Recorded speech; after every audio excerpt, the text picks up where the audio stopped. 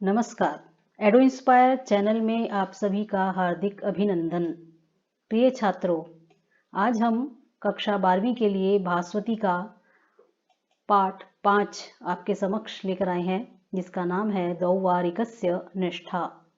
दौवारिक शब्द का अर्थ होता है द्वारपाल तथा निष्ठा का अर्थ होता है स्वामी भक्ति। तो इस पाठ के माध्यम से एक द्वारपाल की स्वामी भक्ति आपको देखने को मिलेगी। इसका प्रस्तुत है भाग 1।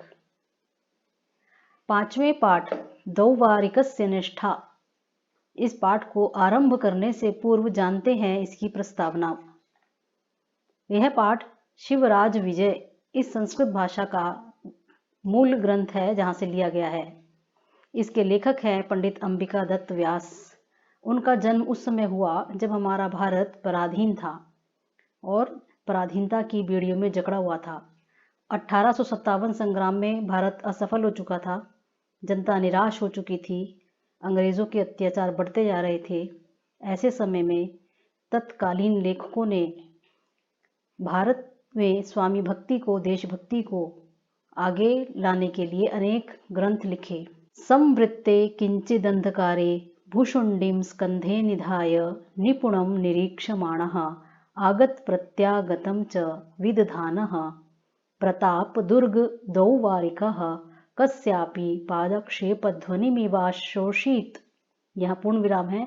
ये एक वाक्य पूरा होता है, इसको हम 2-3 वाक्यों में तोड़ के पढ़ेंगे। सबसे पहले हम संधि विच्छेद देखते हैं। इनमें कहाँ कहाँ संधि विच्छेद है, जो बड़े शब्द है। किंचित और अंधकारे। किंचित का अर्थ होता है कुछ और अंधकारे का अर्थ है अंधेरा। सप्तमी विभक्ति का प्रयोग है होने पर, उसके लिए शब्द है संवृत्ते। ये सती सप्तमी नियम का प्रयोग किया गया है, कर्ता क्रिया दोनों में सप्तमी का प्रयोग। जब कुछ अंधकार हो गया उस समय क्या हुआ है? स्कंधे भूषुंडीम निधाय। भूषुंडी शब्द का अर्थ होता है बंदूक और स्कंध का अर्थ होता है कंधा। निधाय यानी ल्यप प्रत्यय का प्रयोग है रखकर। अपने कंधे पर बंदूक रखी हुई है। अब वो करने वाला कौन है? प्रथमा विभक्ति में शब्द आया है दौवारिकः। दौवारिक शब्द का अर्थ होता है द्वारपाल, चौकीदार। किसका है वो द्वारपाल? प्रताप दुर्ग का द्वारपाल। उसने पादक्षेप ध्वनि मिवाशोषित। इस शब्द को भी अलग अलग करते हैं। पाद ध्वनि, पाद शब्द का अर्थ है पाद ध्वनि आशोषित को अलग अलग करते हैं। यहाँ देखिए दिया हुआ है आपकी पुस्तक में शब्दार्थ में। पादक्षेप ध्वनि एक शब्द है, इव दूसरा शब्द है, अश्रौषित तीसरा शब्द है। इसमें भूतकाल के अर्थ में लुंग लकार का प्रयोग किया गया है, प्रथम पुरुष एक वचन। जिसका अर्थ भी दिया हुआ है पैरों के रखने जैसी आवाज। अश्रौषित शब्द का अर्थ है सुना और इव के लिए शब्द आया है, इव का अर्थ है जैसी। ऐसी आवाज सुनी उस द्वारपाल ने जो प्रताप दुर्ग की रक्षा कर रहा था, जैसे किसी ने पांव रखे, पैरों के रखने की आवाज।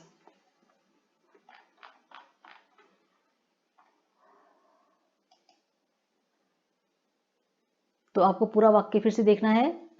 कुछ अंधेरा होने पर अपनी बंदूक को कंधे पर रखे हुए निपुणम निरीक्षमाणः, ध्यान से, निपुण माने ध्यान से, निरीक्षमाणः निरीक्षण करता हुआ, देखता हुआ, आगत प्रत्यागतम च विदधानः। आगत का अर्थ है आते हुए और प्रत्यागत माने जाते हुए। महल में कौन जा रहा है, उस दुर्ग में कौन आ रहा है, इसकी भली भांति पहचान रखते हुए उस दौवारिक ने किसी के पांव की आहट को सुना। ततः स्थिरीभूय पुरतः पश्यन् सत्यपि दीपप्रकाशे कम अप्य अनवलोकयन् गभीरस्वरेण एवं अवादीत। क्रिया शब्द है इसमें अवादीत यानी बोला। बोलने वाला कौन है? उसके लिए हमारे पास सर्वनाम शब्द आया है सह, वह बोला। वह का अर्थ हुआ द्वारपाल। गंभीर स्वरेण एवं, गंभीर स्वर का अर्थ होता है गंभीर स्वर में। कब बोला वो? पुरतः, पुरतः माने सामने, उसके सामने। यद्यपि सत्य अपि, सत्यपि में 2 शब्द हैं। सती अपि होने पर भी क्या था उसके सामने? दीप प्रकाश, दीपक का प्रकाश हो रहा था। लेकिन उस प्रकाश के होने पर भी कम जमा अपि जमा अनवलोकयन, जिसका अर्थ है किसी को भी न देखते हुए। देखिए यहाँ दिया हुआ है कम अपि अनवलोकयन, द्वितीय विभक्ति का प्रयोग है कम जमा अपि जमा अनवलोकयन, यानी किसी को न देखते हुए। और अवादीत का भी भूतकाल के अर्थ में प्रयोग हो रहा है बोला, बोलने वाला है द्वारिक, द्वारपाल। सत्य अपि को देखिए अलग अलग किया हुआ है सती जमा अपि, यानी स्थिति होने पर, किसकी स्थिति होने पर, दीप प्रकाशे, दीप के प्रकाश में भी, दीपक का प्रकाश होने पर भी वो किसी को देख नहीं पा रहा, ऐसी स्थिति है, इसलिए उसने गंभीर स्वर में कहा, यानी डांटते हुए कहा को अत्र भो, कहा को अत्र भो इति। ये जो इति है ये अव्यय होता है जो इन्वर्टेड कॉमास के स्थान पर लगाया जाता है। कहा माने कौन, अत्र माने यहाँ, कौन है, अरे यहाँ कौन है, उसने ऐसा अनेक बार कहा। इसी बीच क्या हुआ, अथ क्षण अनंतरम पुनः स एव पादध्वनि रश्रावीति भूया साक्षेपम अवोचत। फिर से संधि विच्छेद करेंगे। क्षण अनंतरम का अर्थ है, दो शब्द है इसमें, क्षण और अनंतरम, यानी एक पल के बाद। पाद ध्वनि, फिर से उसको वही पैरों के चलने की आहट, इसको अलग अलग करेंगे। पाद ध्वनि ही विसर्ग का रा हो गया, अश्रावी और इति, यानी आहट सुनाई दी, पद ध्वनि जब उसको सुनाई दी। साक्षेपम, जिसका अर्थ है डांटते हुए। अवोचत, अब देखिए दूसरा शब्द आ गया, पहले आया था बोलने के लिए, पहले एक शब्द आया था बोला, यानी अवादित। अब शब्द का प्रयोग कर रहे हैं कवि अवोचत, यानी कहा। दोनों का अर्थ एक ही है, लेकिन उन्होंने शब्दों को, अलग अलग शब्दों को प्रयोग किया है। उसके बाद कह एष माम अनुत्तरयन मुमूर्षुहु समायाति बधिरा। क्या बोला उसने गुस्से से, कौन है, एष माने यह, कह एषः, संधि विच्छेद करेंगे। माम एक शब्द है, अनुत्तरयन दूसरा शब्द है, क्षत्रिय प्रत्यय का प्रयोग है इसमें। और इसका अर्थ देखते हैं। माम का अर्थ होता है मेरा, अनुत्तरयन का अर्थ होता है उत्तर ना देता हुआ। ये कौन व्यक्ति है जो मेरे पूछे हुए प्रश्न का उत्तर दिए बिना क्या कर रहा है, समायाति, ये वर्ब है, क्रियापद, समायाति चला आ रहा है। जब द्वारिक ने पूछा तो उत्तर मिलना चाहिए, लेकिन उसे उत्तर नहीं मिल रहा, इसलिए उसको गुस्सा आ रहा है और क्रोध में उसने दो अपशब्दों का प्रयोग किया। एक है मुमुर्षु, मुमुर्षु का अर्थ होता है मरने की इच्छा वाला, और दूसरा शब्द है बधिरा। आपकी पुस्तक में दिया हुआ है मुमुर्षु का अर्थ है मृत्यु का इच्छुक, यानी कौन है जिसको मरने की इच्छा हो रही है, और दूसरा है कौन है जो बिल्कुल बधिर है, बधिर का अर्थ दिया हुआ है बहरा। सम उपसर्ग पूर्वक समायाति और आ उपसर्ग पूर्वक या धातु से बनता है वर्तमान काल में समायाति। तो पूरे वाक्य का अर्थ हो गया, ऐसा कौन व्यक्ति है जब मैं पूछ रहा हूं जो उत्तर नहीं दे रहा, जिसको मरने की इच्छा हो रही है और जो बहरा है। ततो, ततो का अर्थ है ततः, उसके बाद एक आवाज सुनाई दी, दौवारिक शांतो भव किमिति व्यर्थम मुमुर्षुरिति बधिर इति च वदसी। तो वदसी शब्द से समझ में आ रहा है कि जो बोल रहा है वो दौवारिक को अपने से छोटा समझता है, क्योंकि तुम इसका कर्ता पद है। तुम क्यों कहते हो, हे दौवारिक, हे द्वारपाल, शांतो भव, तुम शांत हो जाओ। किम माने क्या, व्यर्थ माने बेकार। मुमुर्षु रीति का संधि विच्छेद होगा, मुहुर्षुहु र का विसर्ग बन जाएगा, इति यानी क्यों ऐसे तुम कह रहे हो, मरने की इच्छा वाला। और बधिर, ये दो शब्द जो अपशब्द प्रयोग किए हैं उसको ऐतराज है, और वो इस बात के लिए उसको पूछ रहा है। वक्तारम अपश्यता, इसको अलग अलग करिएगा। वक्तारम का अर्थ होता है बोलने वाला। संधि विच्छेद में देखते हैं, वक्तारम जमा अपश्यता जमा एव जमा आकरणी। आकरणी इसमें क्रिया शब्द है जिसका मतलब है सुना। कर्ण माने कान होता है, और आकरणी शब्द से बन गया सुना, पास्ट टेंस है भूतकाल के अर्थ में।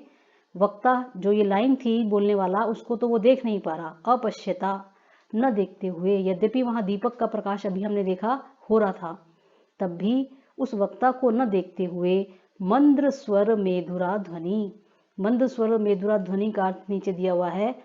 कैसी ध्वनि है उसकी? जो बोलने वाला है गंभीर स्वर से परिपूर्ण, यानी कोई बड़ा व्यक्ति है, कोई वृद्ध व्यक्ति है, ऐसा गंभीर स्वर उसको सुनाई दिया द्वारपाल को, पर दिखाई कुछ नहीं दिया।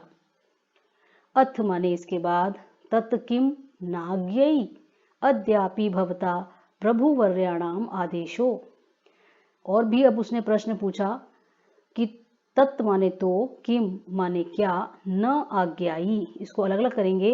इसमें दो शब्द हैं, दीर्घ संधि से बन गया न आज्ञाई, पहचानना नहीं गया, पहचाना नहीं गया, यानी तुमको मालूम नहीं है।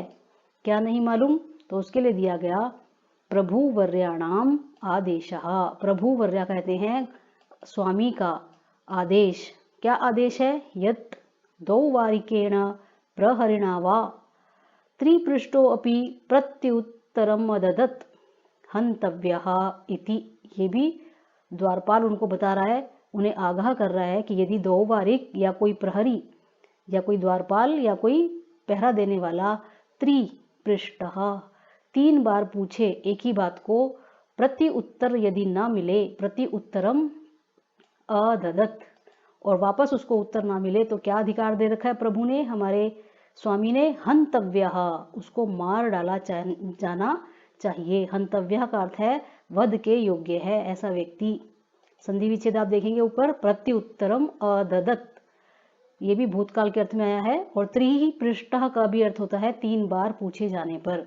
तो उसने बोला आपको मालूम नहीं, 3 बार पूछने पर यदि उत्तर ना मिले तो उसको मार दिया जाना चाहिए, इसलिए मैंने आपको मारा नहीं। इति एवं भाषमाणेन द्वास्थेन क्षम्यताम एष आगच्छामि। अब वो डर गया आने वाला आगंतुक। इति और एवं, ऐसा, इस तरह बोलने जाने पर, जब ऐसा द्वारपाल ने उन्हें धमकाया, द्वाहा स्थेन, इसका अर्थ पीछे देखते हैं, द्वार पर स्थित, वो व्यक्ति द्वार पर स्थित था उससे, ठीक है। क्या कहा? जो द्वार पर स्थित था उस व्यक्ति से, क्षम्यताम, क्षम्यताम ये उसके मुख से निकला, एष आगच्छामि, अलग अलग करेंगे इसको, मैं ये है आता हूँ, आपको दिखाई देता हूँ। आगत्य, और जब मैं आ जाऊंगा उसके बाद, निखिलम निवेदयामि, मैं सब कुछ, निखिल माने सब कुछ, निवेदन करूंगा, बताऊंगा। इति कथयन 12 वर्षेण केनापि, इस तरह कथयन में क्षत्रिय प्रत्यय का प्रयोग है, कथ धातु से बना है ये। कथयन माने कहते हुए, प्रेजेंट कॉन्टिन्यूअस टेंस। 12 माने 12 वर्ष वाले, 12 वर्ष का कोई भिक्षावटु था, भिक्षावटुना और अनुगम्य माना, एक भिक्षुक है। आपको पता है ना, ब्रह्मचारी जो होते हैं भिक्षुक रूप में रहते हैं। इस पिक्चर में आप देखेंगे यहाँ दिया हुआ है एक भिक्षुक, यानी ब्रह्मचारी है ये, जिसके हाथ में भिक्षा पात्र है। ये 12 वर्ष का बच्चा इसको फॉलो कर रहा है, इसका अनुगमन कर रहा है। किसका? जो व्यक्ति गंभीर स्वर में बोल रहा है कि आप हमें माफ करें, अनुगम्य माना, उसके द्वारा उस ब्रह्मचारी के आगे चलता हुआ कोई काषाय वासः, काषाय का अर्थ होता है गेरू रंग के, गेरुआ रंग के, सैफरन कलर के, वास माने कपड़े पहने हैं जिसने, धृत तुम्बी पात्रहा, और धारण किया है जिसने तुम्बी पात्र, इसका अर्थ पीछे देखते हैं। धारण, काषाय वस्त्र का अर्थ है काषाय वस्त्रधारी, अभी आपको बताया गया इसका अर्थ। और दूसरा शब्द है धृत तुम्बी पात्रहा, जिसका अर्थ होता है कमंडलू, हाथ में जिसने ले रखा है। कमंडलू जिसके हाथ में है, ऐसा ब्रह्मचारी जिसको फॉलो कर रहा था, ऐसा भव्य मूर्ति ही सन्यासी दृष्टः। भव्य मूर्ति का अर्थ होता है बहुत ही दैविक, जिसका आकार था, दिव्य आकार वाले किसी सन्यासी को देखा। किसने देखा? उस द्वारपाल ने। ततस्तयोरेवं, ततः तयोः और एवं, 3 शब्द हैं इसमें, आपके शब्दार्थ में दिए हुए हैं। अभूत अलापा, अभूत और अलापा को अलग अलग करेंगे तो बन जाएगा अभूदालापः। तो इसका अर्थ हुआ, आलाप का अर्थ होता है वार्तालाप, अभूत का मतलब होता है हुआ, अभवत, दोनों के बीच एवं माने यह वार्तालाप हुआ। तो यहाँ हम आज का पाठ समाप्त करते हैं। इसके आगे हम अगले दूसरे भाग में आपसे फिर चर्चा करेंगे। पाठ की, जिसका नाम है दौवारिकस्य निष्ठा। ये वीडियो आपको कैसा लगा? इसके विषय में अपने विचार जरूर भेजें। धन्यवाद।